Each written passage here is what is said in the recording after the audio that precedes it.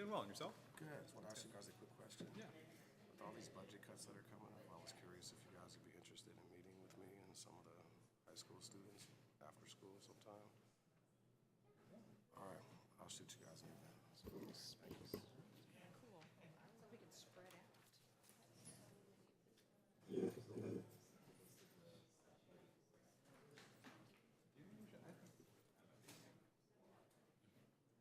to the amount teachers make.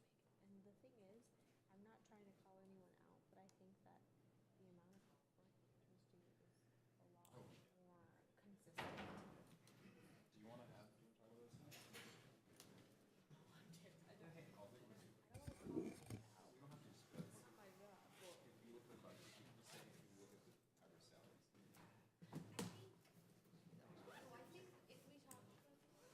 this now? Like for each section that the budget goes towards, I think it would be nice to have the range, the minimum and maximum spend each area, and then the average. So I need to bring up the, like, board bylaw. How do I do this?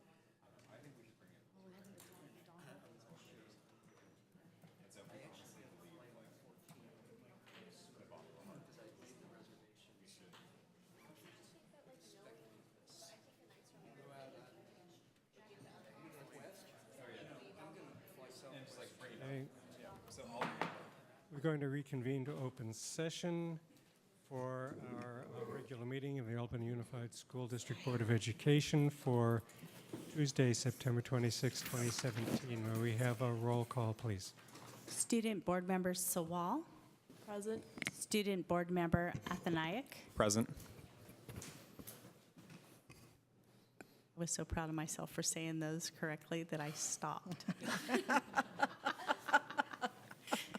Board Member Tutane. Here. Board Member Clark. Here. Board Member Blanchard. Here.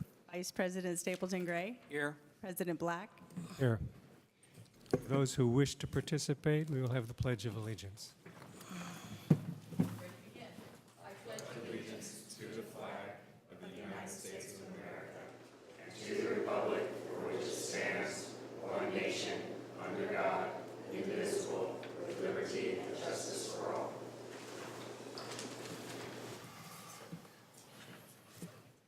Okay, we will have the reading of the AUSD mission and vision statement. Sure. Gonna do it? Should I?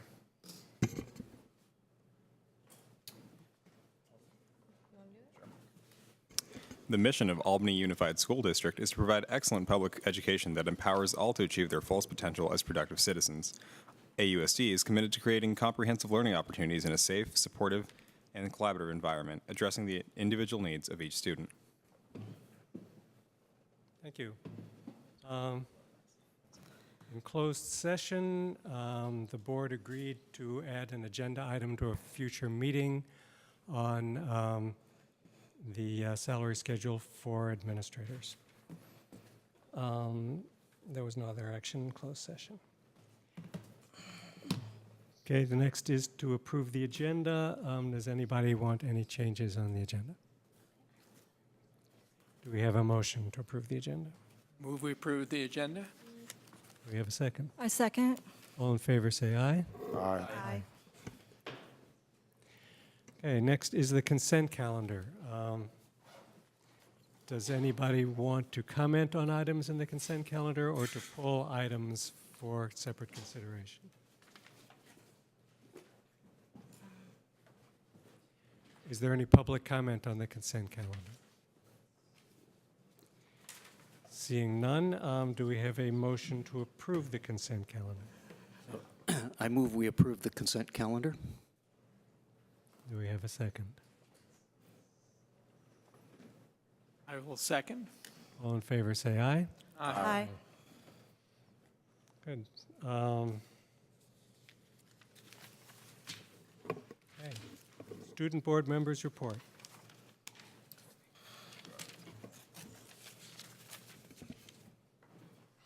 You want to even? Sure. Go get. Back to school night ran smoothly across all AUSD campuses. Parents enjoyed the opportunity to spend a night in their child's shoes and meet our incredible faculty. The annual Cornell Ice Cream Social this past Friday was a hit. Scoops helped foster conversation and community in the multi-purpose room. After Club Rush, the Albany High School Feminist Club had a large turnout at their newcomers meeting. Over 100 students were in attendance. Both the Black African American Parent Engagement Group and Latino Parent Group held gatherings on Saturday, September 16th. The Black African American Parent Engagement Group met at Memorial Park while the Latino Parent Group gathered in Cornell's multipurpose room. It was great fun to see the community come together at both events. College application info night was Monday, September 18th in the Little Theater. Seniors and their families got a taste of the admissions process and details about four-year institutions. On Wednesday, September 20th, 15 Albany High students, along with Mr. Morris, the computer science teacher, and Ms. Fishberg, our computer science and math teacher, went to Disrupt SF. This was a special opportunity for Albany High, as it was one of only 2 high schools invited to the event. Students met with leaders of startups, saw the latest and upcoming gadgets in tech, and learned about the app development industry. The first of many Board of Education forums at the high school went well. Board members and Albany High students had the opportunity to engage in an inherently organic setting and discuss potential positive policy in our district. The first Albany Middle School Parent-Teacher Association meeting of the year was on Tuesday, September 1st. Parents had a chance to meet the new PTA board, hear about their plans for the coming year, become a member, see an Aries demo, and more. The Silly Olympics are Sunday, October 8th from 11 a.m. to 3 p.m. at the Cornell Playground. The middle school girls basketball and co-ed soccer tryouts are just around the corner. At Ocean View, staff received No Place for Hate training from the Anti-Defamation League. It was a great experience for both staff and faculty. The Albany High School Fall Band Concert will be on Wednesday and Thursday, October 18th and 19th. Please join us at 7 p.m. for a great selection of music and fall fun. Thank you. Ross? Just a question to the student board members about the college process. I've heard people remark that they thought, wow, September of senior year is a little late for a college briefing, as opposed to addressing juniors at the end of the academic year. I'd be interested in your talking with students about, how does the timing work for the process? Because a lot of students I know would have started on essays long before the college night. You want us to comment on that? I would love to have over time feedback from the student population. Could be now, could be personal, could be, as you've raised it with students. Just personally for myself, I think that would be a great idea to discuss this at the end of junior year. I started brainstorming my PIQs and essays during the summer and writing a couple of them, and I think that'd be a better idea than starting now, because I do know a lot of students who said this was a later start than usual. I think going back to our mission statement, making sure that students, have an equal chance at academic success, it's important to make sure that students, all of our students, have the opportunity to have the information to be prepared about the college process. I know that, students who have their own college counselors and essay counselors have sort of a helping hand, and I think they definitely have more information. I definitely would agree that having this sort of informational night earlier and more frequently, especially for juniors and sophomores, would be really helpful. Great suggestions. Staff, can you follow up on that? Thank you. Any other comments or questions for our students in the audience? Okay, that brings us to superintendent and staff and board report. Thank you, President Black. On Sunday, September 17th, the Albany Community Action had a potluck at Memorial Park, so I didn't want to forget the fact that they met together. They about maybe 20, 30 people that were there.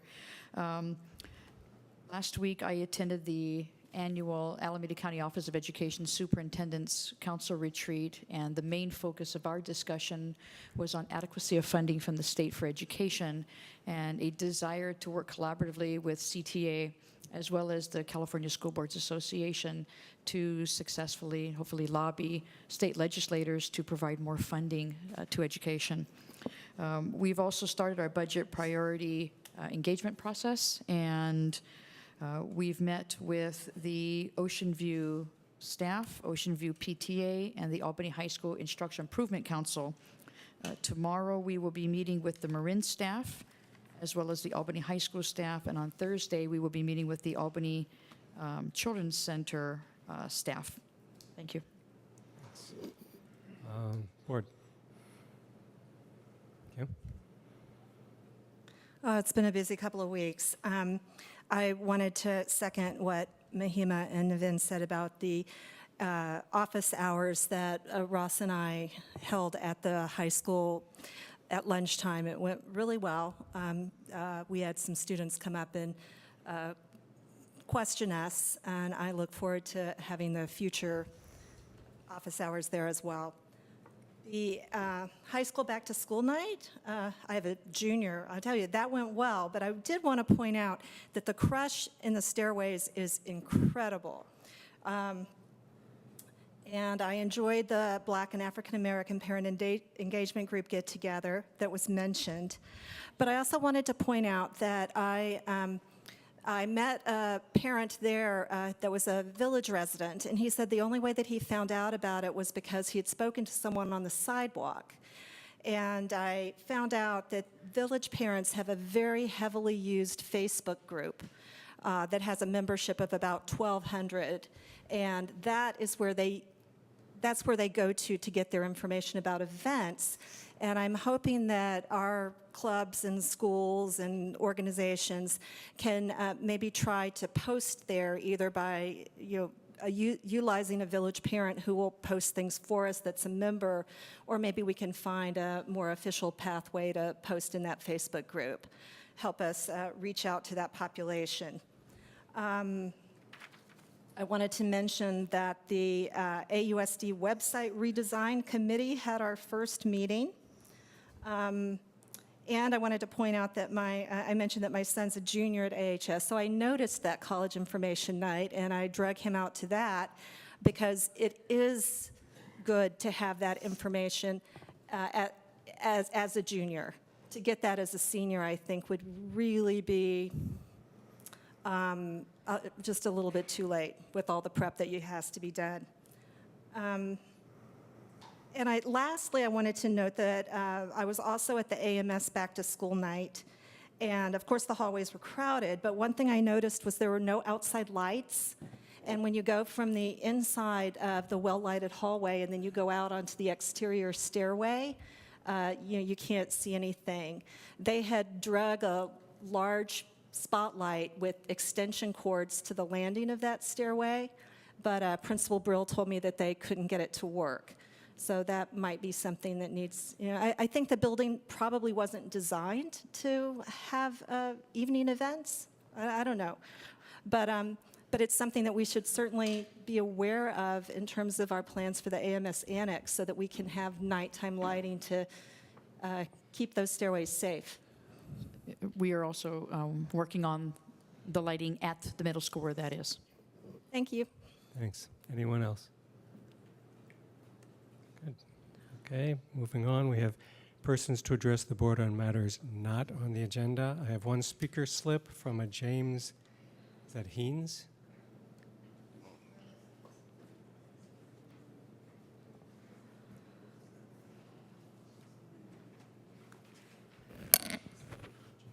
Hi, thank you for giving me a chance to speak. What I want to talk about is the shortage of support in the classroom, like the para situation is causing some situations where, as a classroom teacher, I don't know who's coming in from day to day.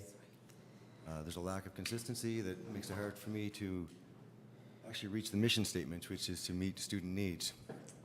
I've never spoken before the board before, so it's pretty important to me. It just makes the job a lot harder when we're trying to scrap together who's coming. And then I can't really, any plans I want to put into place might not work because there's no one in the room. And I don't know, I think there's a serious need there. Once or twice, I get it. But ongoing, it's wearing very thin. The other thing is, if I don't get to know the para, it's hard to build a relationship, and in a sense, we're teaching each other. teaching the kids. So that breaks down there too. So whatever it takes, more money, more support, that's the front lines. There's me in the classroom, there's a para, and there's the kids. And, you know, if that's not working fully, then we're not getting what we should. And, you know, it makes the job harder. So, thank you. Thanks. Thank you. Hi, I'm Dorothy Peluso. I'm a AHS and AMS parent, and I'm also currently the AMS PTA president. And I came here tonight to talk to you regarding the budget reduction process that will be happening soon.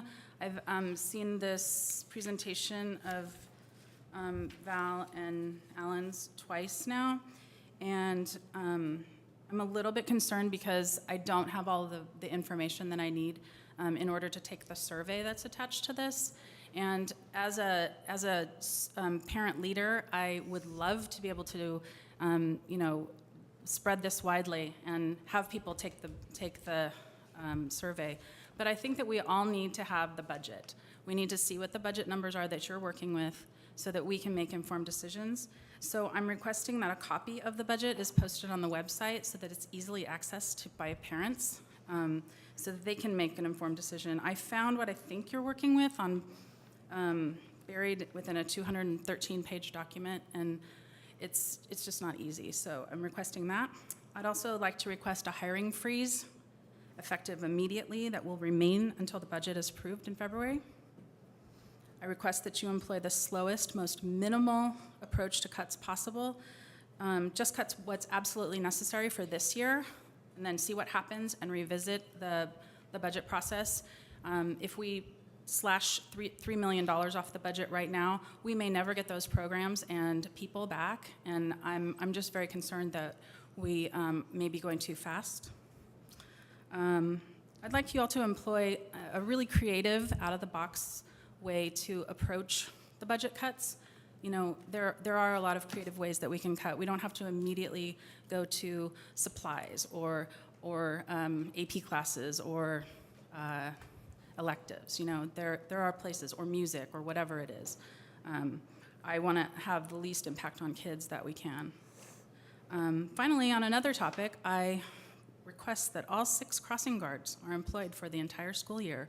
An Ocean View parent just told me at one of the 6th grade potlucks tonight that their crossing guard at Ocean View at Jackson and Buchanan has not been hired, and it's really imperative that we keep the safety of the kids and you know, first and foremost. And that crossing guard does not cost that much, but if a kid is hurt, we are going to be in big trouble. So thanks so much for your time.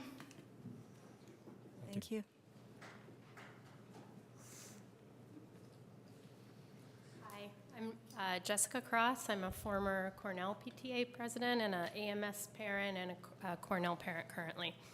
I'm also here tonight about my concerns about the coming budget cuts, as you know, we're all concerned, but also about the process for making them and wanting to ensure that it's fully transparent. I'd like to express my support, as Dorothy did, for adopting an approach that is as slow, incremental, and minimal as possible to avoid state takeover, rather than trying to get to where we need to be 3 years from now. California budgets are notoriously volatile, and the situation may change before the 3 years are out, and it is very hard to rebuild what has already been broken. And even if all the cuts ultimately must be made, a few more years of kids will get a higher quality education in the meantime.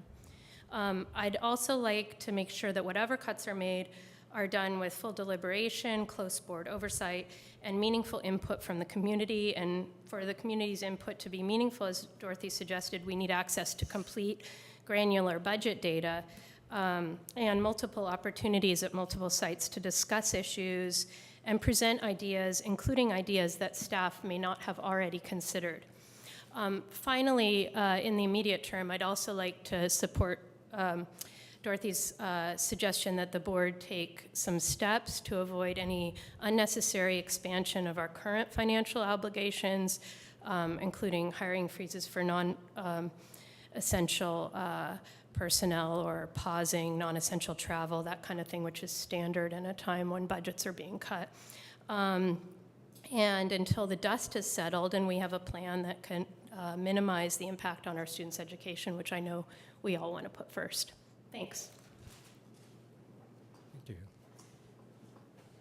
Can I say something here? Alan, can you just for the record state where the budget can be found on the AUSD website? Sure. We have a Budget Watch webpage that's on the website. We developed quick links in order for it to be readily accessible on the front page. One of the things about the budget document is it is a state template, and so it's not very user-friendly. And so I want to work with any community member who would be willing to help make it more user-friendly.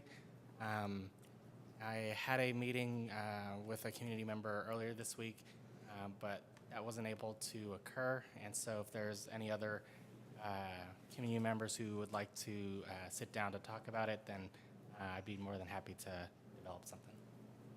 Thanks. And just to add, we've made sure that on the quick links, Budget Watch is the second item from the top, just underneath the emergency communication. Thank you. Yes.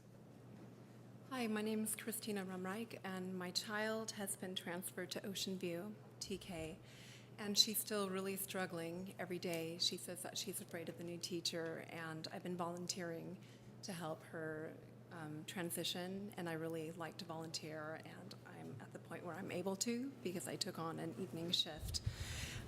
But in any case, I'm just really concerned and worried about her. She really wants her original teacher over at Albany Children's Center. And the whole point of me bringing this issue up is because I spoke with the director over at Albany Children's Center, and Anna said that the sole purpose of my daughter's transfer was because of her speech therapy. So I want to go ahead and ask if I no longer need speech therapy for my daughter, if I get her a speech therapist on my own, if that's not a burden for Maya, the speech therapist at Children's Center over in Albany, if I might be able to transfer her back to her trusted teacher. Can refer this to staff to look into this? Yes, I'll have Marie Williams is our Director of Curriculum Instruction and also Student Services. She's wearing two hats right now. She's here. So you can meet with her. And if need be, we also have available our Director of Special Education, Diane Marie, who will work with you. I don't know what the outcome will be, but they'll at least connect with you, okay? All right, thank you so much. Did you fill out a speaker slip? Make sure that I did, Jackie. I handed it in. Can I speak about that? People aren't required to fill out a slip if they want to, so they can be noted in the record. She wanted to be contacted, so I thought it would be. Okay, but I'm just saying at the beginning, you were always telling people they need to fill out slips and, No, I had one speaker slip, and so I gave that person the first slot. But okay. Well, I just want to let everyone know you don't have to fill one out if you don't want to.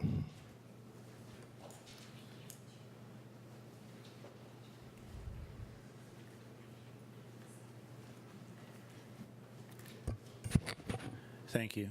I'm Mr. Ritchie. I work at Albany Middle School, and I'm a special education teacher, resource specialist.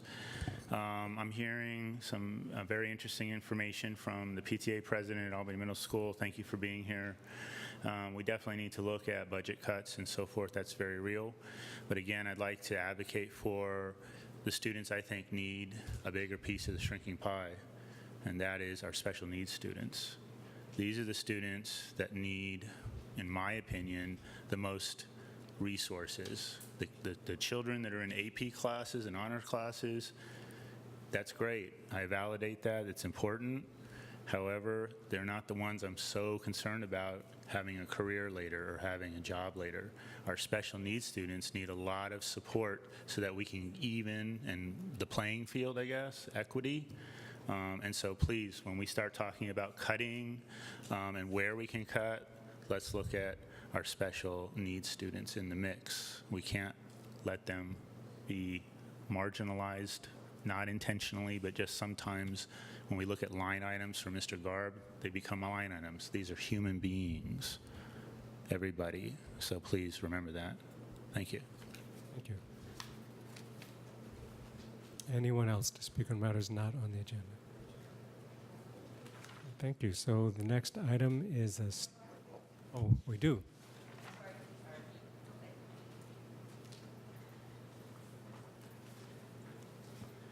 My name is Patty Fujiwara. I'm the co-president of the Albany Teachers Association.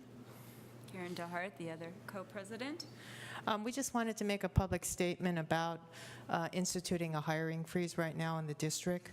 There have been lots of talk about massive cuts that need to be made. We've asked for a hiring freeze for a District 1 Director 1 administrator. This is for a position that did not exist, I believe, prior to 2013. It seems like this would be an opportunity to be able to trim the budget and not have to, down the road, lay off somebody. So again, we're just kind of echoing the statement made by the one of the members here that I really do feel like now is the time for us to have a hiring freeze until we can work out what's going on with the budget. Thank you. I would just add that you've heard from many community members their recommendation to cut as far away from student and student services as possible, and this would be one way to be very fiscally responsible while you can. Thank you. Thank you. Anyone else?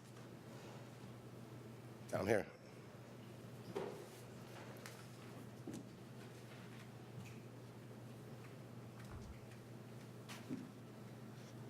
Hello. Hi, guys. I just wanted to voice the student concern about budget cuts. It's something we've recently been notified of.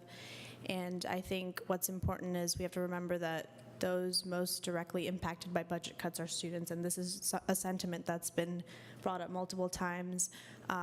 One thing I think that is really important is making sure that the students are aware of how our budget is currently distributed. And I think in terms of your reports, they're very detail-based, very organized and precise, but I think for a more general audience, it would be better to have maybe for each section like the max amount of money that we spend in that area, the minimum, the range, the mean, the median, whatever's most representative. Just because there's been not a lot of talk about it at school, but I feel that if students were aware of these sort of intricacies, they would have more to say, just because they understand the conversation, but that's all. Thank you. Okay. Anyone else? Okay. Next item is staff report, promoting safe, supportive, and collaborative environments for all students. Thank you, President Black. Trustees, student board members, I'm going to turn this over to our Director of Curriculum Instruction Assessment and Student Services, Marie Williams. Ms. Williams.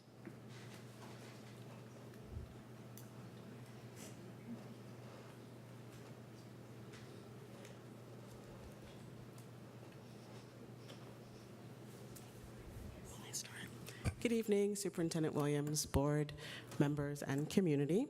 I am bringing my routine update on promoting safe schools for students and staff.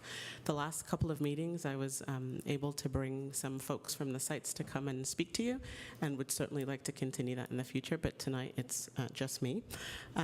So the superintendent asked that I share some general information this evening about rates of suspension within our district. And so, as I said in the written documentation, both the local control and accountability plan and the new data dashboard report suspension data. So previously, suspension data metrics weren't really kind of part of the bigger picture. So if individual sites or districts wanted to look at rates of suspensions for students, they could do that on their own, but there was no state accountability for that. Having said that, the data that we right now have is very old. It's data from 2014-15, and here we are at the beginning of the 2017-18 school year. I was a little dismayed when I went onto DataQuest to look for some updated metrics and did not find them. But what I do understand is that all of the different data points are collected at different times, and CDE is trying to align those timetables, such that then when we're reporting on the dashboard, that information is more current. Nonetheless, I think there are things to celebrate in the data, and we have at the local level been looking at some data sets that are preliminary, not official, that I think are reasons to celebrate. So what you will see from the 14-15 data, and then also the additional data sets that we have at our at the site and district level, is that our suspension rates overall are declining. In 14-15, our suspension rate was 1.4%. That was compared to a county rate of 5.5%, and then compared to a state suspension rate of 3.8%. So Albany Unified within the county of Alameda has one of the very lowest suspension rates in the county. What we see when we look at the LCAP and the dashboard is that the suspension rates have declined most significantly for African American students, and so we see that there was a decline of 7.6% from 13-14 to 14-15. And I think we are all really well aware of the information out there, research, statistics that show that typically African American students are suspended at disproportionately high rates compared to their non-African American peers. So I think to see this much of a decline in the course of 1 year is good news. When we look at the data, when I looked at the preliminary data for the high school, what I saw is that there is a 4-year trend of decline. So once those numbers are official and we can present those to you, we will. But preliminarily, we're celebrating that Albany High School has declined its rate of suspension over a period of 4 years. I did in the written documentation provide some information about district initiatives that we're working on, and I think it's really important that we emphasize that the initiatives in which we engage are not about reducing suspensions, right? We don't choose that as the target, but really what we want to do is create environments where students feel safe and supported, and that there's less of a likelihood that the behaviors occur. I think when we kind of target maybe just one discrete metric, sometimes we're missing the bigger picture. So I'm at the elementary school.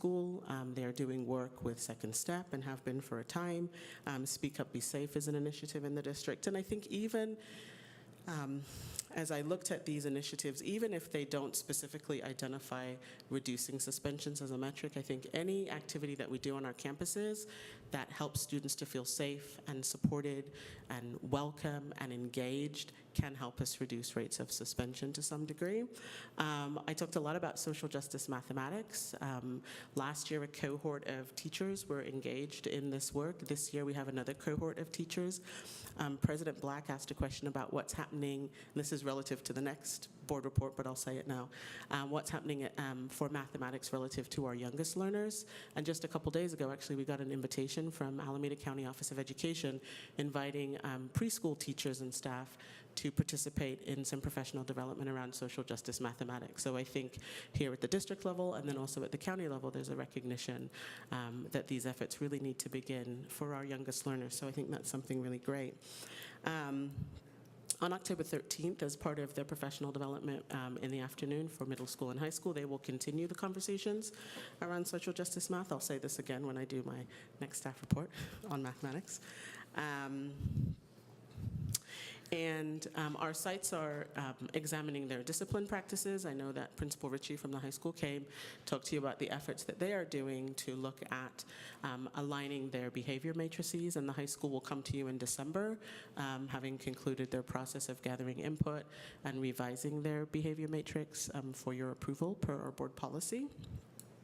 And then also Superintendent Williams and the principal at the middle school, Deborah Bill, are spearheading Seeking Educational Equity and Diversity seed work that we are inviting teachers to be a part of, but also DLT is making this regular focus. So I think all of these efforts help us really to focus on positive environments for students. And then finally, just as we think about additional data sets that we might want to look at, hopefully we'll have updated suspension rate data soon. One of the things that I think we want to take a look at is our rates are low, and the rates are calculated based on students being suspended once. So I think one of the things we want to drill down into in terms of the data is how many students are being suspended multiple times, and what are the interventions that we're putting in place to support those students. Also this year we're going to administer the Healthy Kids Survey, and so that will also give us some really good data about culture, climate, and environment on our campuses. And so we look forward to continuing this work, and I'm sure that you will hear about this again soon. Thank you. Thanks. Ross?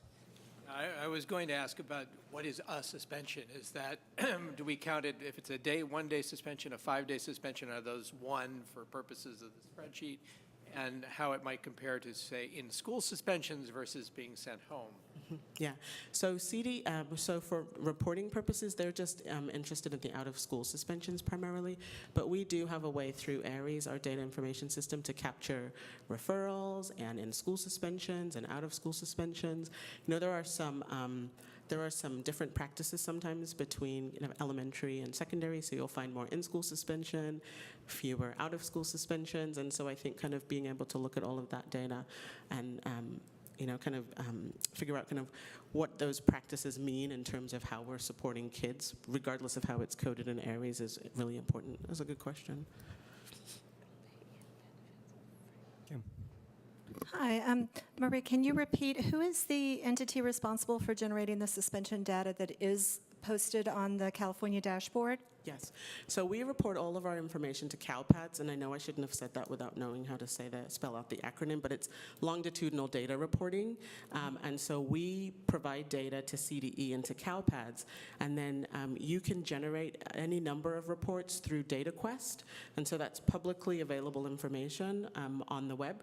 So if you go to cde.org and you go to Data and Statistics, you can find the drop-down for DataQuest, and you can search any manner of things. You can search graduation rates, you can search UCCSU completion rates, you can search demographics, you can search information about English learners, but all of that is available through CDE on the DataQuest portion of their website.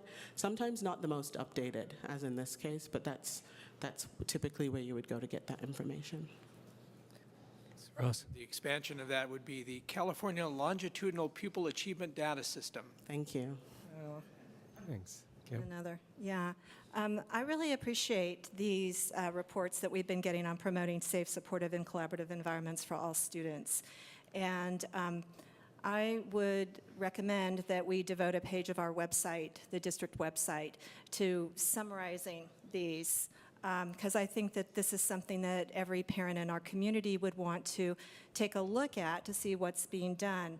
And I particularly like the, in your report, a little bit further down, I don't know if you have the several initiatives are in place or will be implemented, explaining a little bit about, very briefly about what second step is, what BEST and all, these different things, and at what sites these are being used, I think would really do a lot to inform the community of all the initiatives we have going forward. I wonder if we could get a direction to staff on putting some of this information on the website? What's the board's feeling about that? Other people want to see that happen? I second Kim's proposal. Really? Yeah. Okay, so that's a direction to staff that we... So we actually took direction from your suggestion today, and so we started that process. And so I think Jackie today already created a quick link. It's under quick links. Under quick links. I think the third one down if you go and look. And so what you'll find right now there are the backups, but certainly we can go back in and expand on those and provide more information and pull more resources in to provide information. But yeah, we took direction from your comment. I hope that was okay. Thank you very much. That's great. I appreciate it. Actually, to clarify, she took direction from your superintendent, who took your comment to heart. That's what I meant. Thank you. Anyone else want to question or comment in the audience? Thank you very much for your report. Brings us to a report on 9th grade mathematics enrollment patterns. I'm going to turn it right back over to Ms. Marie Williams. Okay, so this one's wearing the curriculum and instruction hat. Let me go there. Okay. So in 2015, Senate Bill 359 was signed, Mathematics Placement Act of 2015. Basically, what the law does is seek to ensure that all students have equal opportunities to be successful in and advance in mathematics courses. Some of the rationale they provide, I'll read just a couple of their bullets. Placement in appropriate math courses is critically important for a pupil during his or her middle and high school years. A pupil's 9th grade math course placement is a crucial crossroads for his or her future educational success. Mathematics placement has far-reaching impacts on a pupil's confidence, general knowledge of mathematical concepts, and high school experience, and may also impact the college career opportunities available to the pupil. Research shows that it is less common for pupils of color, even high-achieving pupils of color, to reach calculus by grade 12 compared to their white and Asian peers. All pupils, regardless of race, ethnicity, gender, or socioeconomic background, deserve an equal chance to advance in mathematics. So that's some of the rationale provided in authoring this bill. Our district adopted a board policy in May 2016, and as Board Member Trutain made us aware, that board policy is not yet updated in GAMET. They do run kind of far behind, but I think we can get it on the website if it's not already there. In fact, one of the requirements is that it be posted, so if it's not, we will make sure that that gets taken care of by end of business tomorrow. So as part of the board policy around placement in math courses, there is a requirement that boards annually review student data related to placement, 9th grade placement specifically, in mathematics courses based on race, ethnicity, gender, or socioeconomic background.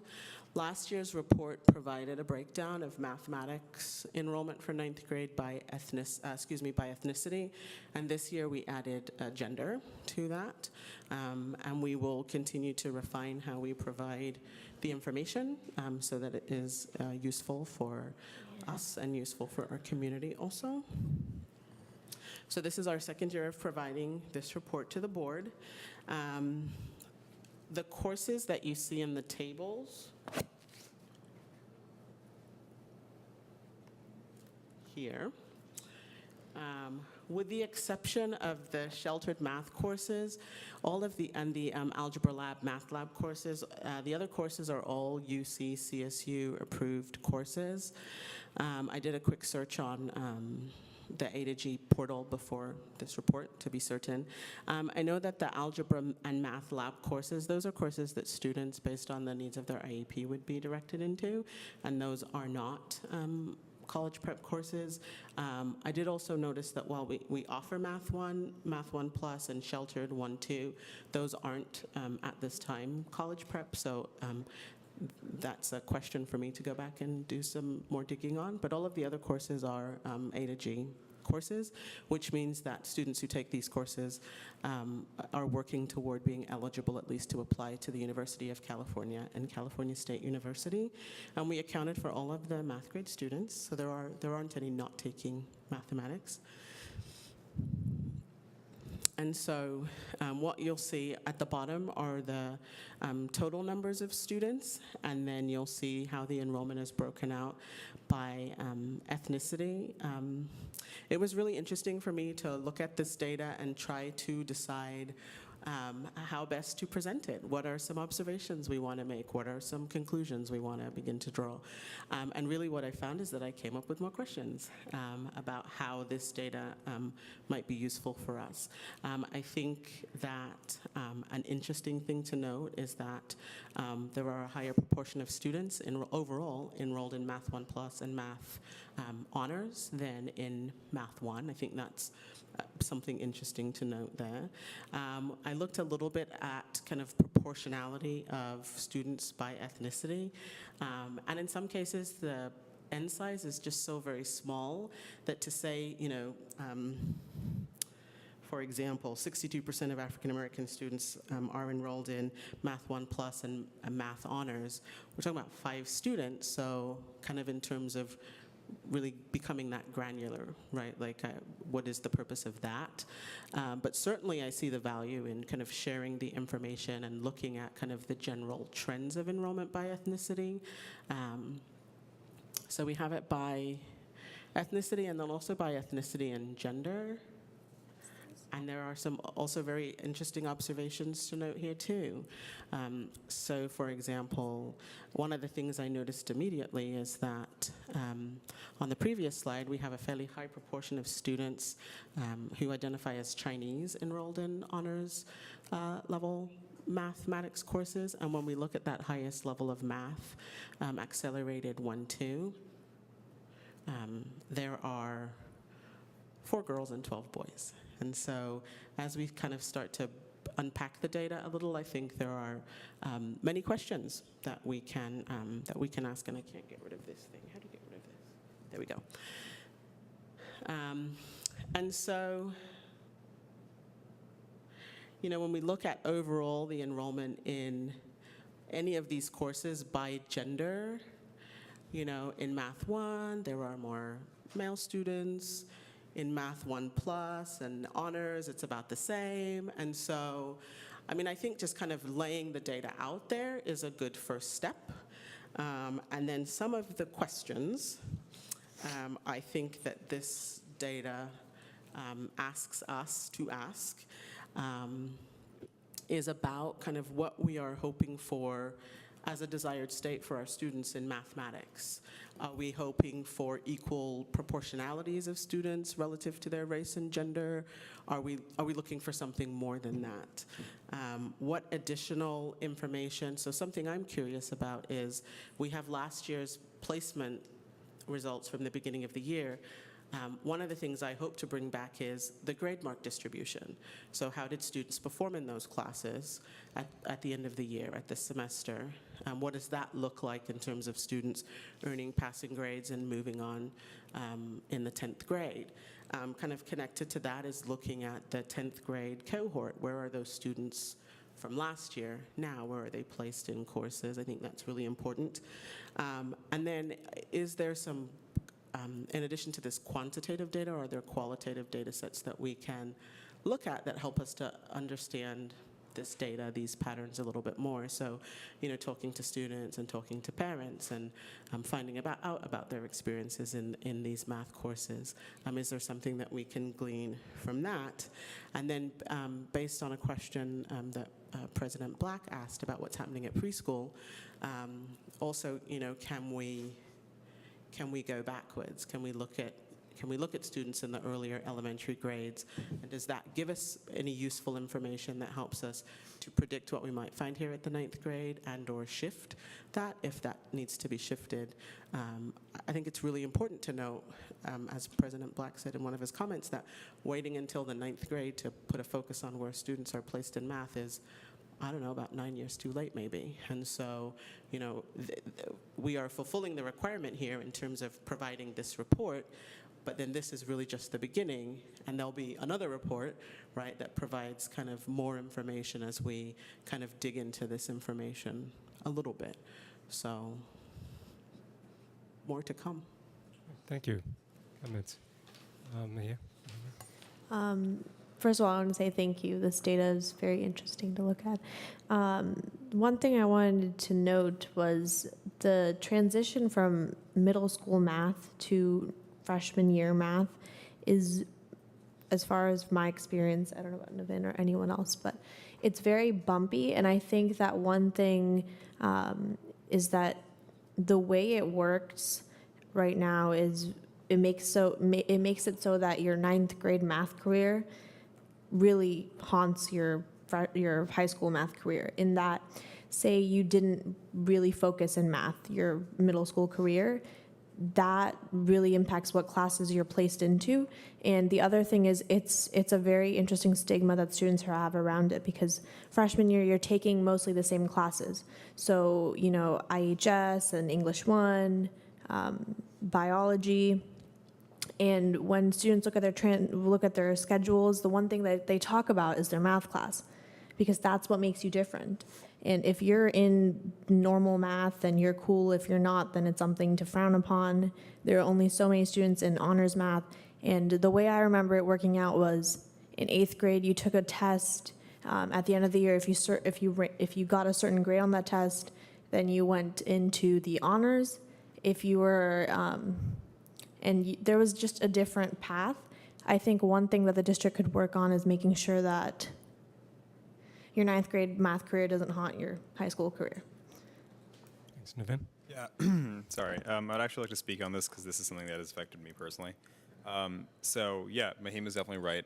In middle school, I wasn't putting that much effort into things, and in terms of math, I was put into the state standard for math. I think I started off with Algebra 1, and in 9th grade, when we were thinking about, when we were talking about colleges and things like that, that's when it's something, math became a really important part of who I am. And so I proceeded to take a college course at BCC from sophomore to junior year. And I attempted to take one this year. I couldn't take it due to some new regulations from BCC. But I definitely agree with Mahima. There is a stigma around the math class you take. I know that, there is a certain social kind of thing that when someone, mentions whether they're in a higher math class or a lower math class, they'll be looked upon in a different way. And I think that, I think that we should work on a way to, figure out what math class you're placed in high school, because I think that's when a lot of people start to get serious and realize what they want to do with their life, and that makes them a lot more, motivated to, try really hard and reach the stars. If there was more interaction between, per se, the math teachers or just the math department, I think that would be crucial. The other thing is, it's so pass or fail in that if you're a new student to the district or you want to try to get into another level of math, you take one test before school starts in August. And I think that there are a lot of ways that students can demonstrate success in math and their understanding in certain concepts. And I think the fact that there's only one test and multiple opportunities, only 3 or maybe 4 to change your math level is very restrictive. And I think, especially being a senior, it's interesting because now, depending on which track you're in, the more or less options you have senior year. And I think as many students as possible should have these options their senior year, because we don't want them to feel disadvantaged. We want to make sure that the playing field is even. Thank you. Good. Ross? First, so my OCD kicked in looking at the 2 charts, and the one American Indian student shows up in different columns on the 2 charts, so the numbers at the bottom are off by 1. He's either in Math 1 or Math 1 Plus. But that raises another question. At the IIC meeting yesterday, I'm hearing that Math 1 and 1 Plus will go away. There will be a math class for 9th grade?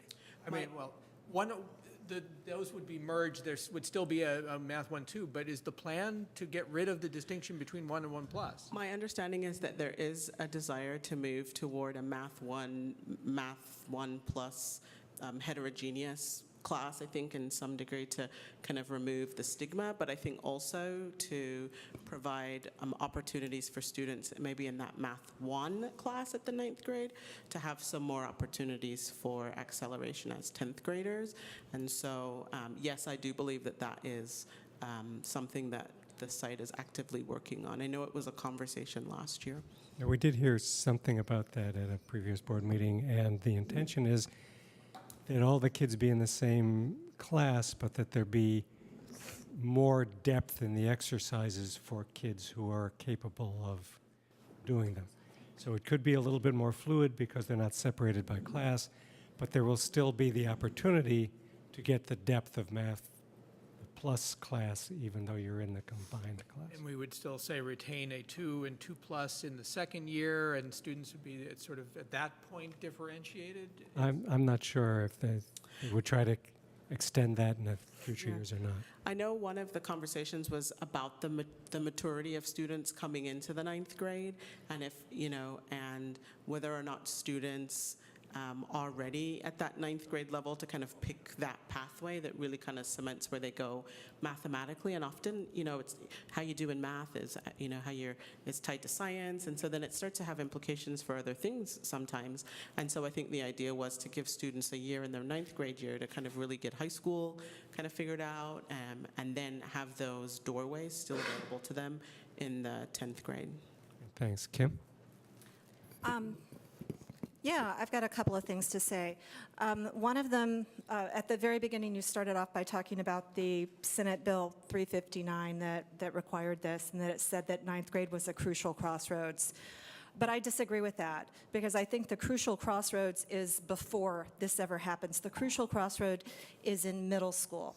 And I believe that we have differentiated math in 8th grade. When I was at back to school night at the middle school, the math, so I have a 7th grader, and there was like 2 sentences. It went by like that, and I believe the teacher said that if you maintain an 85% average and don't have problems, with your homework, then you get tracked then in 8th grade into the higher level class. So there are these questions of maturity that you just mentioned. I think that a couple of things need to happen. One of them is that I think that parents of middle schoolers need to have more information. They need to have some clarity about what is happening to their student in middle school, because it will have an influence on their high school career. And I don't think that middle school parents realize that's happening. And I would also like to see that if, especially the populations in which we see the achievement gap, I think that if parents were communicated with about, your kid, just missed out on getting into the higher level math class by 2 points, of that average. What do you think? Do you think that your kid is ready to take on this challenge? Are you willing to work with him, and or do you think that he should just go, or she, into the regular track? I think that we can help kids from getting negatively tracked if we put some particular effort in it. And I realize that this board policy refers to high school, as you pointed out, Marie.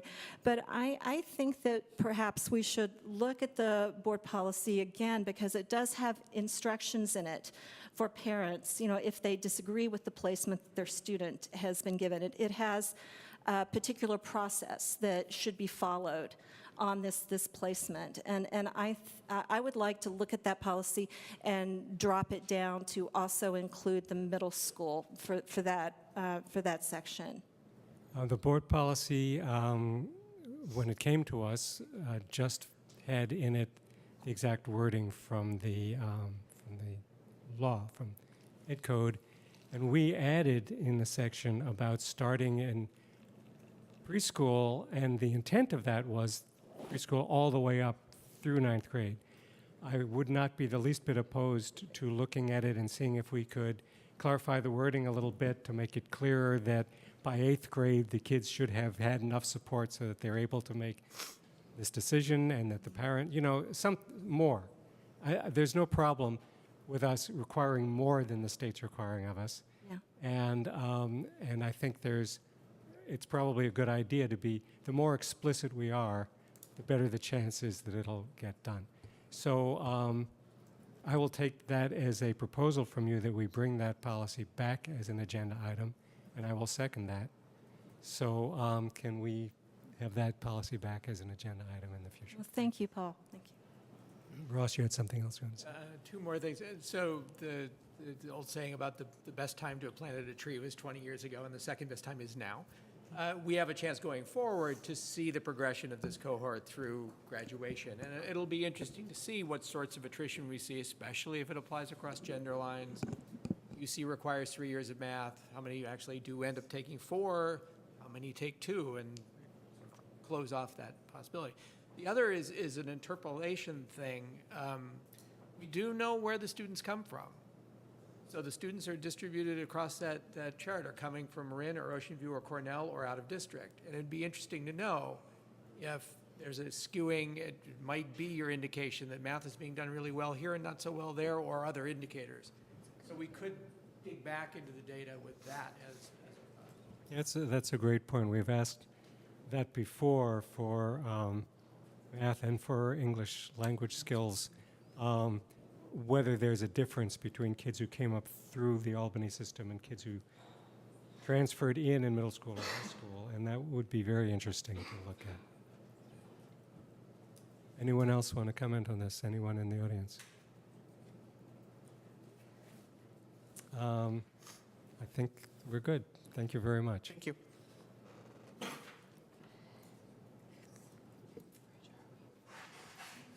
We have a review and discussion item. First read of Board Bylaw 9012, Board Electronic Communication. Thank you, President Black, trustees, and student board members. The purpose of this item is for the board to have its first reading of Board Bylaw 9102. The Brown Act requires that governing board members conduct district business at properly noticed and agendized public meetings, and in general, board members should keep in mind that for the purposes of the Brown Act, electronic communications are subject to the same conditions and the same rules of confidentiality that are applicable to other forms of communication. So I'm opening this up to the first read, and I do have this up on my computer if there are any changes. Unfortunately, I did not bring the little white device that lets me hook my cord to that. You have it, you have the red-lined item. If we need to make changes, I can make it on my computer. I had one proposed change, but we can see if anyone else had anything before we get to mine. Jacob? Yeah, this came up before, and I actually sent you an email about it a while back. I'm not sure why we need to add or change anything in 9012. It's very clear to me, and it just seems like it's something that can just be left alone, in my opinion. I think there was a change to law, wasn't there? Yes, the California School Boards Association periodically sends us recommendations and updates, and they give us a sample. And so what you're seeing is in the red line are the changes that CSBA is recommending that we make. Okay, well, I disagree with the recommendations. I've read over it, and I don't see the necessity of it.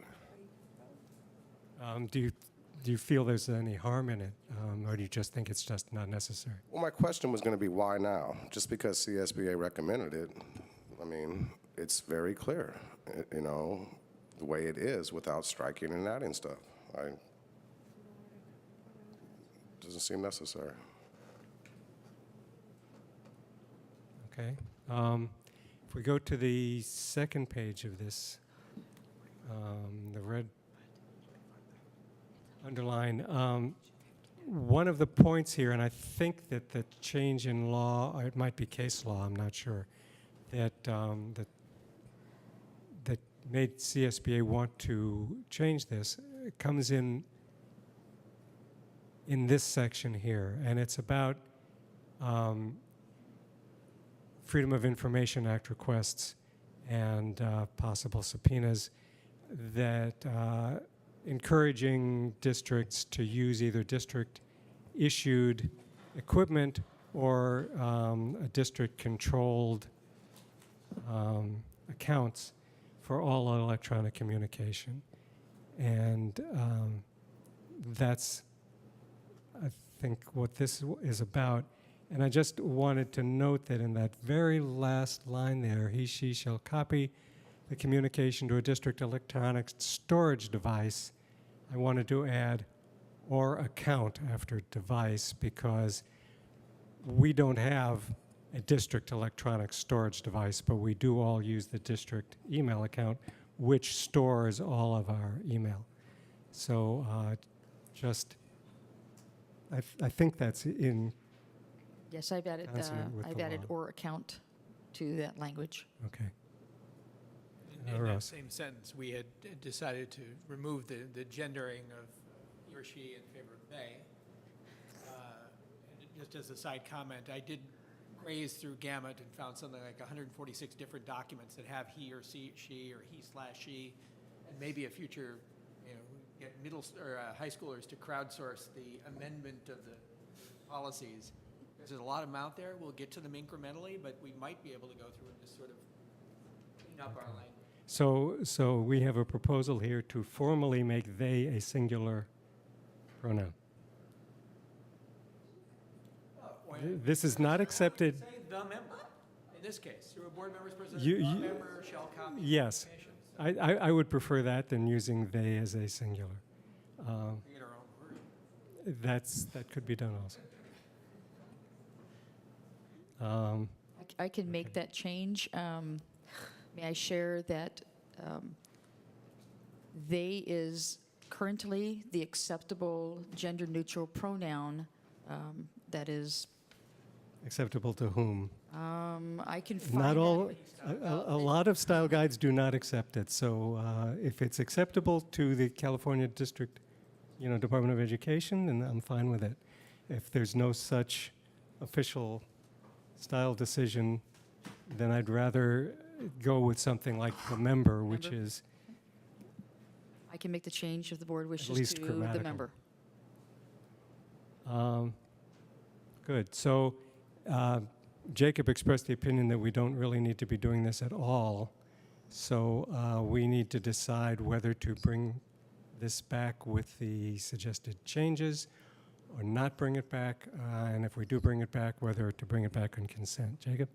Yeah, just one more thing I'd like to add. The part in the top, the 3.5 sentences in red, underneath the one sentence basically says, like other writings, it may be requested. So the front one on top is just adding on to what's already there. Sorry, we've gotten requests of some of the issues that happened in the past, and we're all aware. If they need something, it will be sent to them. It looks like the other one is just so anytime you get anything, just to make it easier or whatever. It's not easier if people always have to send something that might not be relevant. Let the court order decide if they need to see something, which it says in the last sentence in black. Okay, so it's just my opinion that the changes that are suggested don't hurt anything, and since they're suggested by CSBA and their lawyers have suggested it, I'm fine with doing it.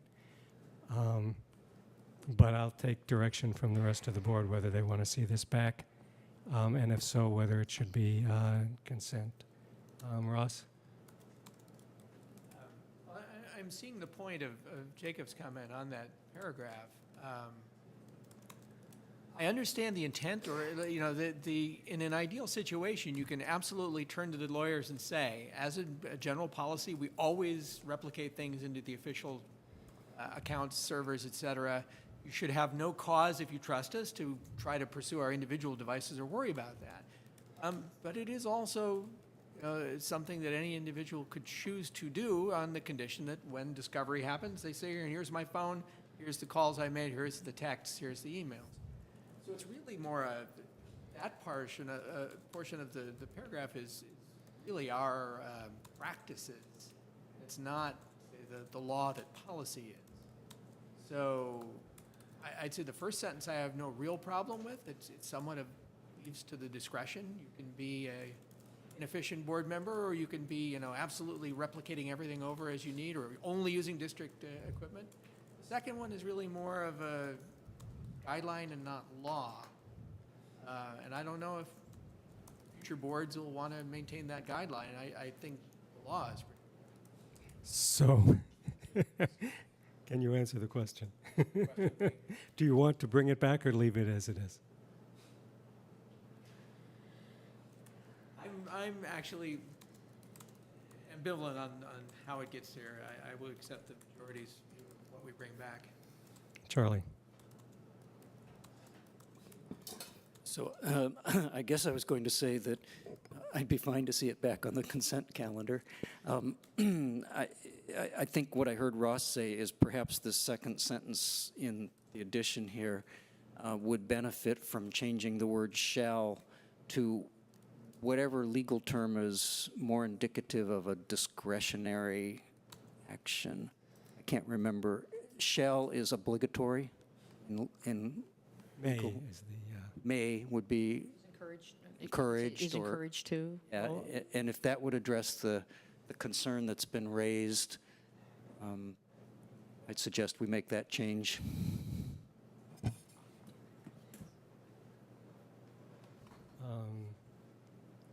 Jacob? Yeah, if it comes back, I definitely want it on review and action. If it's just thrown into the consent, it doesn't really come back up again. I'm obviously not okay with it, so if it's going to come back on review and vote or review and action, that's different than just putting it in the consent. Okay, does anyone want to second Charlie's suggestion that we change it to May? I thought Charlie's suggestion was to change it to is encouraged. It's encouraged, that's fine. I'll second that we Okay. change it to is encouraged to. Okay, and That it's coming back under review and action, not under the consent. yes, and Kim, do you want to see it come back or drop Yeah, it? let's put it on review and action. Okay, so the board direction is to make those changes. Do we need any more clarification of what the changes are? No, I've changed he and she to the member. I have added account to that sentence, and I've changed the shall to is encouraged to. Thank you, and bring it back under review and No, action. I still got one more section. We jump to the back. If you go back all the way up to the front of it, Yes. please. The last, where they strike out that, why is that being struck out? It's basically saying that it's a good way to communicate with people. So now we're saying it's not a good way to communicate with people? I think it's just being reworded. No, it's striking it. What we have right now, those first 3.5 sentences that are struck out are there. So you were saying before, how does it hurt to put something in? Well, why are we taking that out? Well, the underlined part that's not struck out is new, and is just suggested as a replacement for the part that's struck out. I'm not sure why. No, I read it. It's the whole thing. They just decided to strike out the first 3.5 sentences for whatever. So we, I just don't know why we're spending time dealing with crossing stuff and adding stuff out for something that's already very clear. if the board feels that what the suggested strikeout is clear, and what is requested to be put in that is underlined not be put in, or you want me to harmonize it, or are you saying that it says the same thing? I'm saying leave it alone. Okay, so then it would be for me to take out the strikeout and not add in the underlined. I think it says the same thing in different language. And I prefer the change. I think it's shorter and clearer. Okay, so when you bring it back on review and discussion, leave the strikeouts and underlinings so that we can consider them when we vote. I will bring this all back with the Under accepted review and changes that action. you've asked me to make with the Right. he to she and. But bring it back with all of the red. Yes, I will bring it back as exactly So that as- we can consider it for the actual vote at that time. Okay? Let's move on. Board Policy 3470, Debt Issuance and Management. Thank you. I'm going to turn this over to Alan Gard, who will provide this review and discussion item. Mr. Gard. Thank you, Superintendent Williams. I unfortunately do not have a board policy that has red lines or updates. The reason for that is because this would be a brand new policy for the school board. So this is something that is being recommended by the California School Boards Association. The reason this policy is being recommended is it's something that was required by the state legislature. This is in order to, if school districts want to issue bonds, they would need to have a policy in place to issue bonds. And the reason for that is because there has been a recent rise in school districts passing and issuing school bonds. School bonds has there's a long history in who's responsible for maintaining our schools, whether it's the local community or the school or the state. And so over the past 140 years, there's been this kind of hodgepodge of laws that have been put into place to help clarify the rules and regulations around bonds and debt management. And so with the rise in school bonds being passed, the state wanted school boards to adopt a policy that helps harmonize all the different laws and regulations so that a local community member can go to one source and understand what the framework is around bonds and debt. The policy really just provides a framework. There's 14 sections on what is allowed in the Ed Code and the California Government Code, elections laws, as well as federal guidelines. And so I'm bringing this forward for the board to review. Okay, do we have questions or comments on this one? Charlie? So I guess I have a comment. My initial reading, my reaction was, there's a lot of stuff here, and I wasn't quite sure what the need was, and then I realized, well, we actually pretty much do all this anyway. So it's not that it's been prompted by some action or lack of action on our part. It's simply codifying good practice. So having said that, I do notice there's a lot of detail in here, and I wondered if you had any particular reasons for putting all of this into a board policy as opposed to what we often do, which is maybe making the board policy a little more general and more of it's in the AR. Maybe we're required to have this in the board policy, for example. There are requirements in the board policy. So the Senate bill that initiated this has requirements on what's incorporated in the board policy. What this does is really just flesh some of that out. Okay, any other comments or questions? This is a first reading. Do we want to bring this one back in consent since it doesn't seem to be as contentious as the other one? I could agree to bring this back in consent. Okay. Anyone else? I'll second that. Okay, good. So we can bring this back as is on consent. Thank you. Thank you. Now we have review and action. First is a public hearing.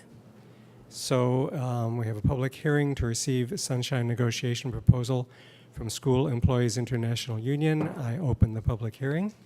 Thank you, President Black, trustees, and student board members. I have Cynthia Tay, our Director of Human Resources here, who will explain the public hearing for the sunshine with the SEIU, Service Employees International Union. Ms. Atia.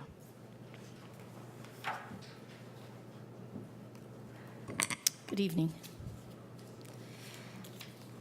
So the purpose of this, the purpose of this is to receive the negotiation proposal from the School Employees International Union. As you can see on the board backup, they have Sunshine 2 articles, Article 8, Wages and Salary Schedule Provisions, and Article 10, Health and Welfare Benefits. Do we have any comments or questions from the public, since it is a public hearing? Public including the board. And we're going to close the public hearing. And now we need a motion to accept this proposal. I make a motion to accept this proposal. I second that. All in favor, say aye. Aye. Aye. Thank you. That brings us to another public hearing to sunshine the negotiation proposal from the Albany Unified School District to the Service Employees International Union. Public hearing is open. Yes, and the purpose of this is to to hear the sunshine articles from Albany Unified School District to SEIU. They are the same two articles, the Article 8, Wages and Salary, and Article 10, Health and Welfare. In addition, I want to let you know that SEIU and the school district have a mutual interest in exploring and discussing Article 8 and Article 10 that we just talked about. Additionally, SEIU and AUSD agreed to reserve the right to sunshine any and all other articles in the SEIU collective bargaining agreement. Should we find the need to open up other articles, should either SEIU or AUSD or both decide to sunshine additional articles, it will of course be brought to the board at a subsequent meeting. Thank you. So is it public hearing? And public, yes, Jacob. I just want to make sure, you referenced it as the School Employees International Union? It's the services. Sorry. Service employees. Okay, but well, it's also in, not just misspoke. It's, Oh, is it incorrect in the board packet? The agenda, it on page says, 73, just want to make, not a big, 73. you know.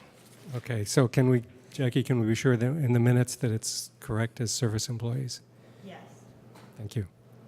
Anything else from the public?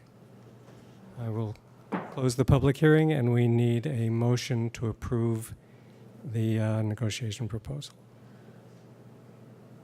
I'll make a motion to approve it. Do we have a second? A second. All in favor, say aye. Aye. Thank you. Thank you. Okay. The next item is to discuss and approve superintendent's employment agreement. This one is mine. The superintendent had a 3-year contract. Was it 4-year contract? And this is the 4th year of the contract. The board voted in a previous meeting to give her a positive review, but it was pointed out that there was a possibility that there was a technical problem with the contract. We checked with a lawyer, and it was true. The district has never broken the law, but there is a new law that came out of the scandal that took place in Bell, in Southern California. And the law states that a superintendent's contract cannot automatically renew.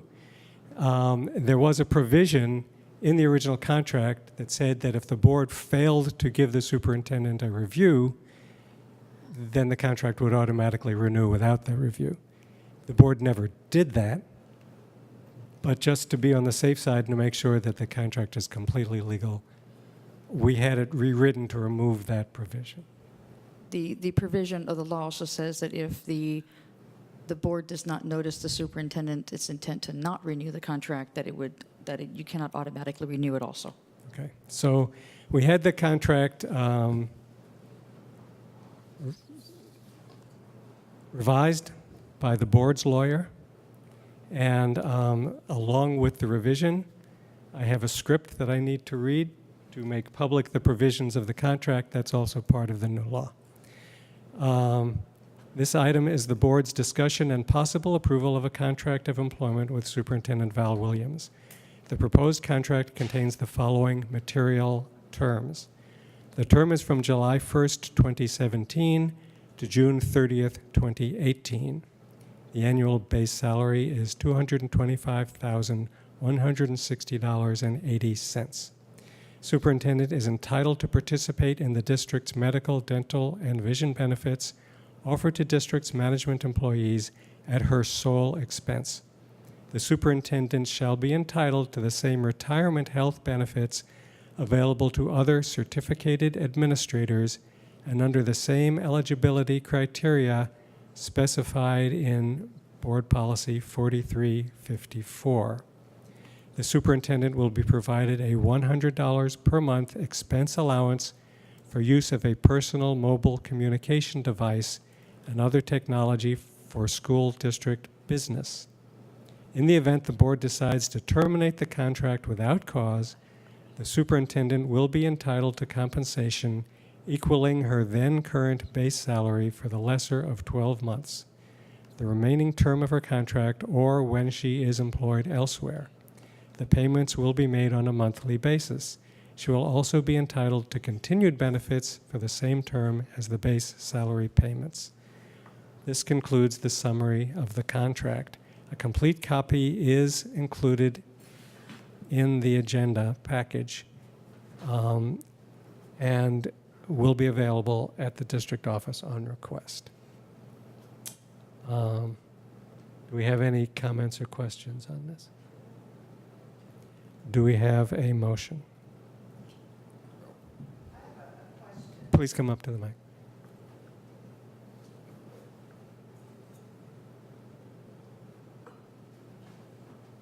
I just have a question about the new contract. In the old contract, it was, for 4 years? And there was a pay increase, I believe, written in there of 3% every year. And so when I was going through the numbers here, maybe I'm doing it wrong, but as I was going through the numbers with this new contract, it seems to be higher than a 3% increase. Is that something that is, maybe I'm just doing the numbers wrong here. But Well, it was a it's more than 3% increase that we approved. Alan, did you check these numbers? Yes, there was 2 years where the board approved the premium rate difference regarding health and welfare, and so that kind of throws off some of the numbers. Not for my contract. Not for my contract. So I pay for my own health and welfare benefits. So it was when, let's see, so when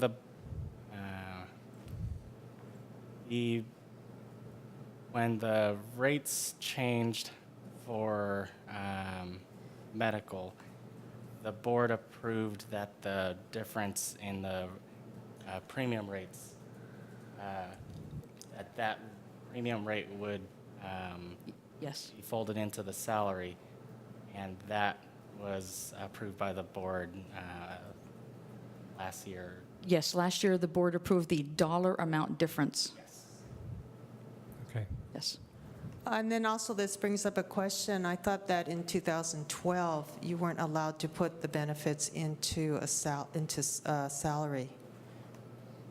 For that specific thing there, STRS would not recognize it as retirement if it's referenced that there is benefits included in the salary. And so it's just some language piece that needed to be clarified. Okay, all right, thank you. Anything else? Can we have a roll call vote on this? Well, we need a motion, actually. Jacob? Yeah, I was just in the middle of working the math. I mean, if we are going to approve it, we can maybe slow down for a second. It shouldn't take long to do the math to make sure that it's correct. Sure. I mean, you started off at 205, right?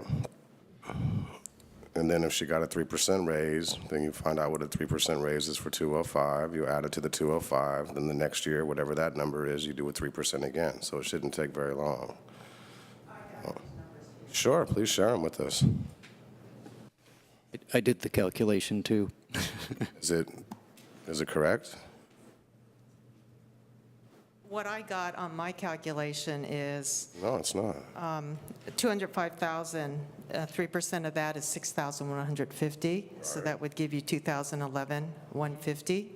3% of that would be $6,334.50. We add that to it, gives you $217,484.50. You take 3% of that, which would give you $6,524.35. And so what I got here was $224,009.03. I think the operative question is, what was the salary approved by the board last year?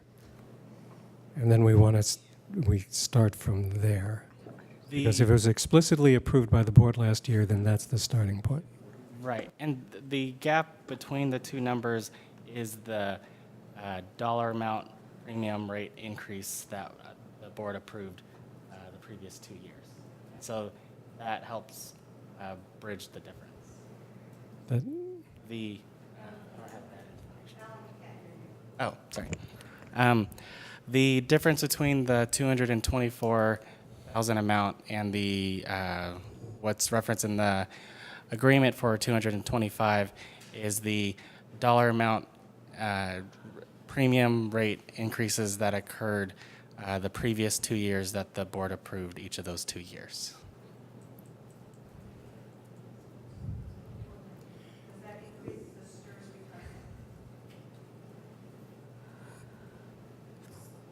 That I think it would, because it would be referenced as a salary. But I thought after a certain year you couldn't do that any. So the what STIRS did was say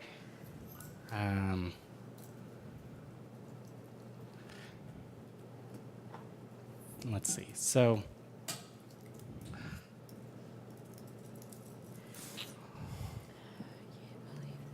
well, what occurred with STIRS in 2012, 2013 was if there is a salary schedule that says your salary is this, but in addition to this amount, you will receive a amount for benefits, then that amount for benefits would not generate STIRS credit.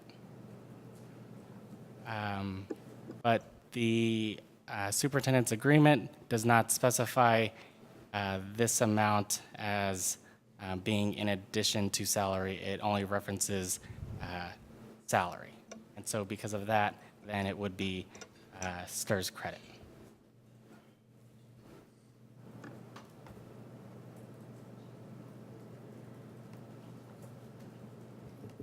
So what I'm hearing is that the previous board okayed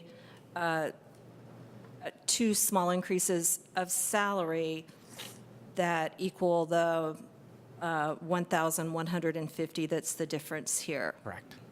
Okay. Where does it state in the contract that? I'm seeing that she gets a 3%, but is there does it say somewhere in the contract the board could give her extra? So my reading of this is in the next paragraph, after the one that's crossed out here. It's page 89 of the board packet. Thank you. So the last paragraph under salary simply says, the board reserves the right to increase or decrease superintendent's salary for any portion of the term of this contract with the mutual written consent of superintendent and the board. So that does provide that kind of option which the board exercised in the past 2 years. That's where as I understand it, the differential comes from. And so this contract simply represents last year's contract plus, I believe, the 3% increment.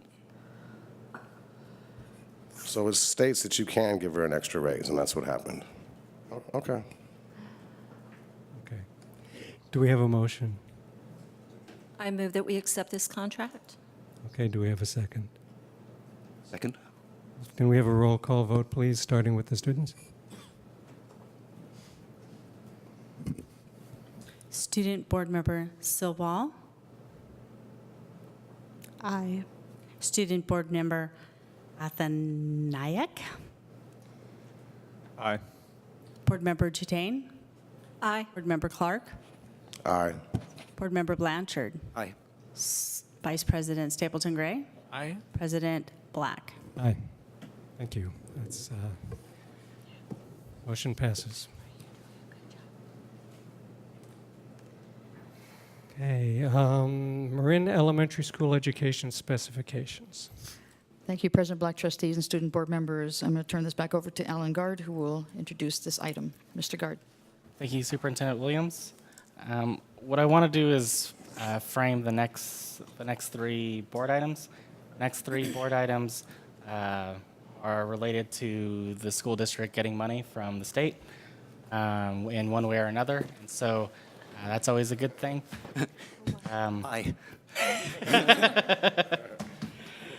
So,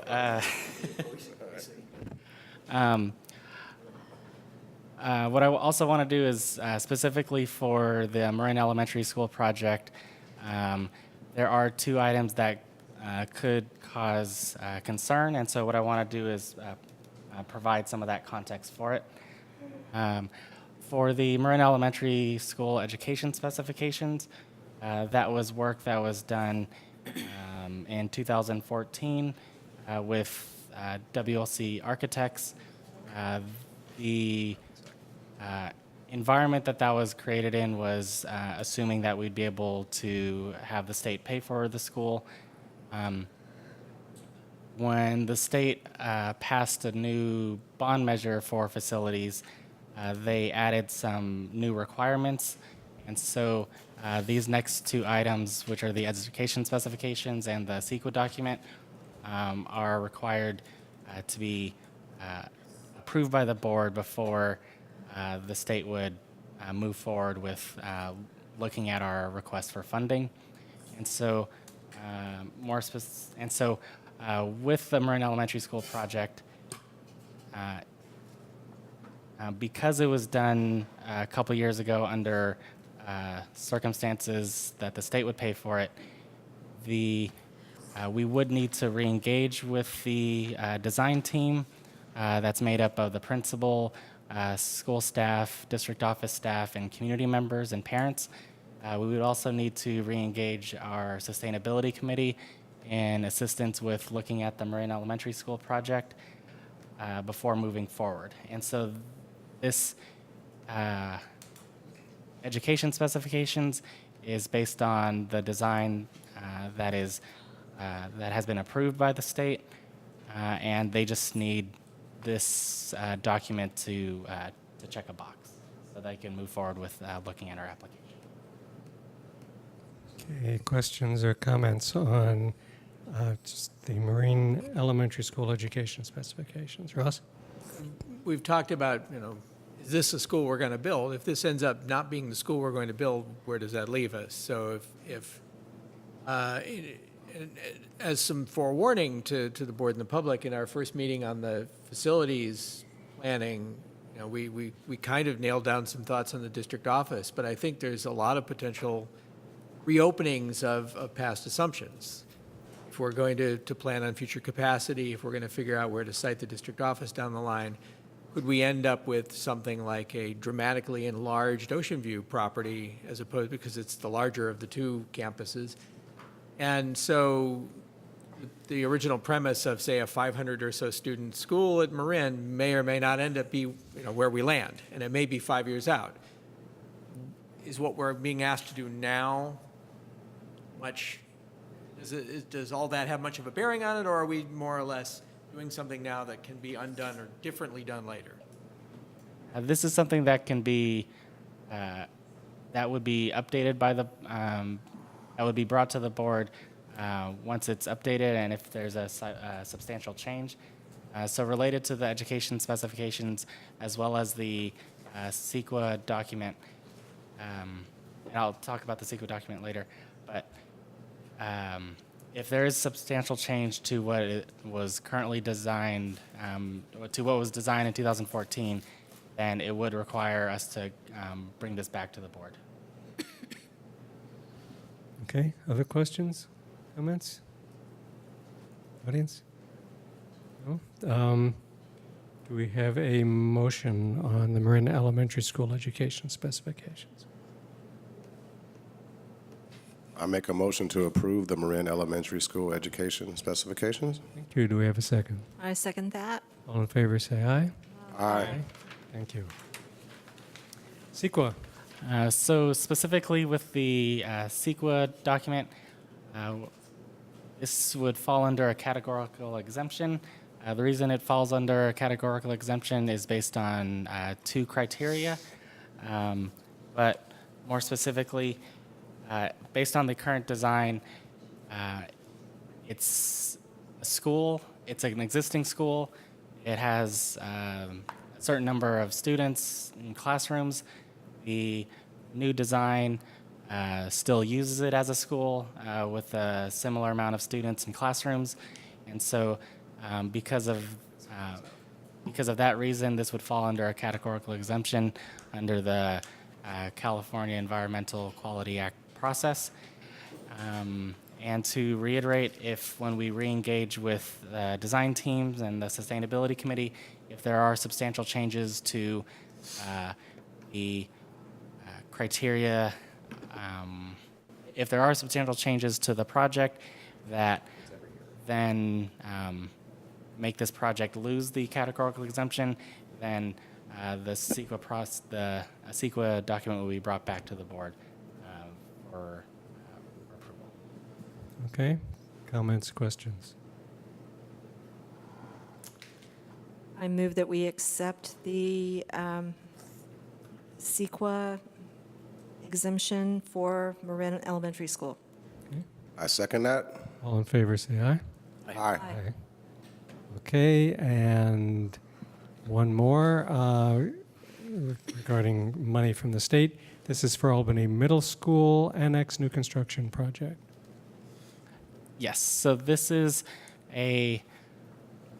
so before I talk about what this is, the Albany Middle School Annex Project is a project that for the state is considered new construction. And because the state has a new bond that was passed in November, there is funding now for new construction projects. The Albany Middle School is eligible for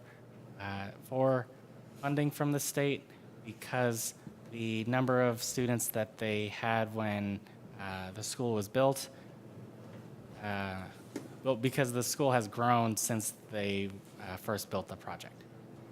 And so we would access that funding regardless of this item. What this item is requesting is that the high school currently has more students than it had when it was originally built. And there's now eligibility for state funding for high school students. And in order to maximize our potential to receive as much state funding as possible, this resolution is requesting that we utilize the eligibility for high school students for the Albany Middle School project. It does not require high school students to attend the middle school. It does not require any, it doesn't require that high school students need to attend the middle school. It doesn't change the design or intended use of the Albany Middle School. And what essentially this does is help increase our chances of receiving as much state funding as possible. And that's it. Okay, questions, comments?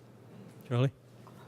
So, Alan, I just wanted to appreciate the time you spent with me explaining this very patiently to me. I don't think I would have understood it had you not sat down with me and walked me through it.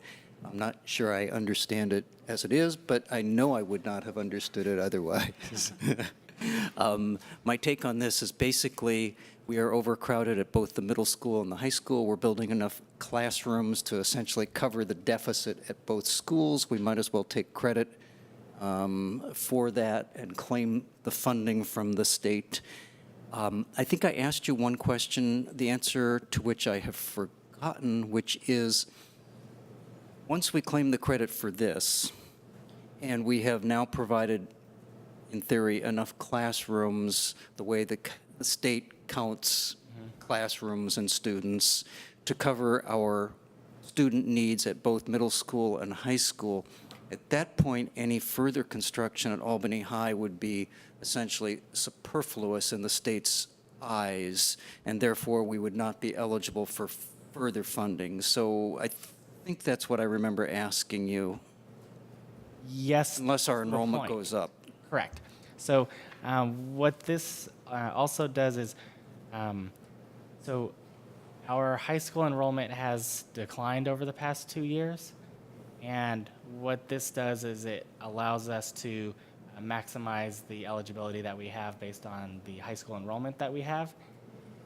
So it protects us in case high school enrollment continues to go down. But if high school enrollment goes up, then we would be eligible for more funding. Charlie? Would it have to go up by how much to actually generate more eligibility? It would have to increase more than our current enrollment, presumably. Correct. Would it have to increase to 1,500 students, or? No, not to that. Yeah, okay. But based on, the state counts students in classrooms based on loading of 27. Mm-hmm. And so when we look at the high school project, we would also update our enrollment for the high school, and we would try to maximize as many dollars as possible. Thank you. Anything else? Anyone else? Just in general, like to think that we will always retain flexibility. We've found that moving McGregor into Albany High was a fine thing. It may be that a year from now we decide that an alternative high school is a model that the district might want to assume, and maybe even house in the AMS annex as a physically separated thing for various purposes. So it's pretty logical that those two schools end up paired, and the new annex could conceivably serve the high school. Could be that we end up putting a 5th grade class there for various reasons. I think retaining the flexibility and thinking outside the box is a fine thing. Anyone else? I'm Gary Klass, Albany resident. I think I heard this at other school board meetings or maybe some of the other meetings. I just wanted to confirm, and I think Ross basically mentioned the same thing, which is that there's nothing in the current plan, design, schedule for the annex that would preclude high school students as well as middle school students attending. It's currently being programmed as a supplement to the middle school, but there's nothing currently contemplated that would preclude high school students from using the facility. Is that Correct. what I heard you say? And I would statement, think Alan? especially Correct. because of the drama space. I mean, the Yeah, drama there's- space there is going to be a much, I think, more usable thing than the little theater. I wouldn't at all be surprised to see various pitches for how it ought to be used that could span more than the middle school. Yeah, that's what I thought I heard, but I just wanted to Yep. double check. That is correct. Yeah, you also might want to think about the name. You could just call it secondary school annex or something, but that's just a suggestion. Thank you. Okay, nice suggestion.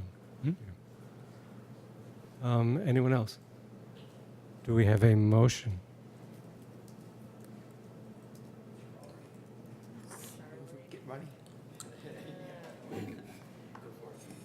I make a motion to approve Resolution 2017-18-04. Yeah, I'll second that. All in favor, say aye. Aye. Thank you. Student appointment to the City of Albany Sustainability Committee. Thank you, President Black, trustees, and student board members. Samantha Smithies, this is for an approval to have her serve on the City of Albany Sustainability Committee as a student member. She's not here tonight, but she did say in her email she is passionate about environmental protection and has a strong interest in the political aspect of this role. And she offers strong communication and leadership skills that she's developed as a member and now president of the Albany High School Speech and Debate Club. And what grade is she? She is a junior at Albany High School Okay, and this is currently. a 2-year appointment, is that right? I believe it is a 2-year appointment, yes.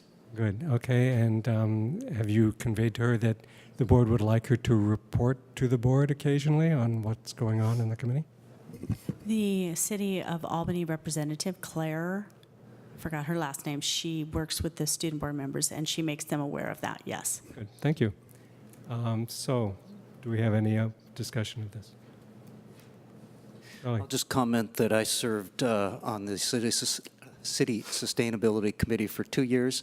We always had a student board member or a student representative, and the students were very active participants and it was good to have them as contributors to that committee. Thank you. Good. Anyone else? I'm No, Mahima? Well, I just wanted to support the appointment. I know Sam personally, and I think that she's a very accomplished and motivated individual. And in the past, I also agree that student board members or sustainability student members have been they've been very vocal about their concerns. So I'm glad that we can get someone back on. Would you like to make the motion to approve it? Unless you have something to say. Okay. Motion to approve the appointment. We have a second. Second. All in favor, say aye. Aye. Thank you. And that brings us to agenda items, matters introduced by the board. We have two. One that has been completed or is in process, that is to add a safe and inclusive schools section on the webpage. The second one is to bring back the board policy on math placement, pre-K-12 for a discussion. And there were two suggestions. They're not necessarily agendized, but it was about the University Village Facebook group. Can we get information to them? And I do believe we can do that working with the management there, the leadership there. And the other one was college presentations in September for seniors. Can this be presented in the spring or earlier for juniors? We also have the administrative salary schedule is going to come back as a... That is correct, yes. And that's going to be as a review and discussion item. Good. Did we forget Board Bylaw 9012 coming back, or? That is does it need coming to back be? that's coming back as a review in action. Okay, thanks. Anything else? Ross? I had suggested the student board members consider looking at policies, so you can learn how to navigate Gamut and look at the district policies, just to see the extent to which there are things like gendered language that we would like to, ideally in a one fell swoop, fix. So we have agendized or intend to agendize a creation of a policy committee that was brought up at a previous board meeting. I discussed it with Director Marie Williams, and she is excited to be working on that project. And I don't mean that facetiously. She is very excited, and we both discussed the... So that will come back.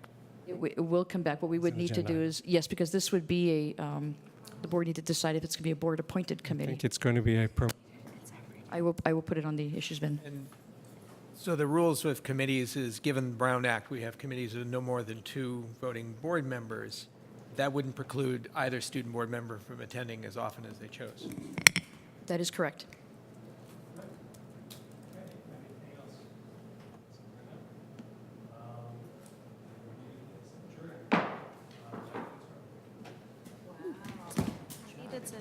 I feel like it was going to go there. I wanted to bring it up there.